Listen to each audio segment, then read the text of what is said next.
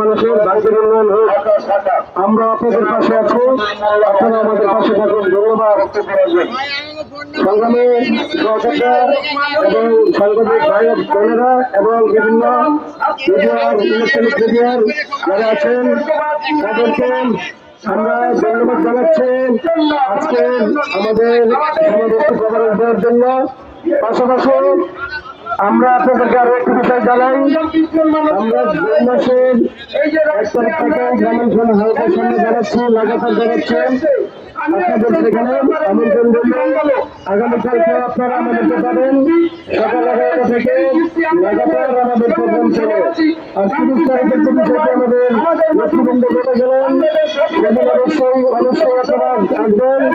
আপনাদের পক্ষ থেকে আপনাদের আমন্ত্রণ করব এবং নেতৃবৃন্দ আপনাদের সহযোগিতা আমরা অবশ্যই মনে রাখবো।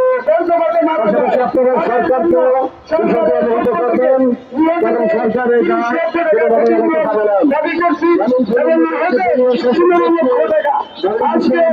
এই ব্যাপারে কোন সংগঠন কোন সরকারের কোন চিন্তা ভাবনা নাই। আজকে এই দেশে রাষ্ট্রীয় ক্ষমতায় অনেক কৃষকরা, রাষ্ট্রীয় ক্ষমতায় অনেক শ্রমিকরা, আজকে এই শ্রমিকরা এবং কৃষকরা তারা বিভিন্ন কাজে ক্ষেতের কারণে তাদের কোনো ব্যবস্থা নাই। বাংলাদেশ সরকার মাননীয় প্রধানমন্ত্রীর কাছে আমাদের আবেদন, যে চাষিরা যাতে খামারে বিভিন্নভাবে চাষ করে এই বর্ষপাতের জন্য তাদেরকে শেষ করে দেওয়া হয়। পান তুফান এবং বৃষ্টি নামলে এই শ্রমিকরা যাতে খেতে খামারে এই শেডের মধ্যে বসতে পারে। আজকে সারা বাংলাদেশে কোটি কোটি কৃষক শ্রমিক তাদের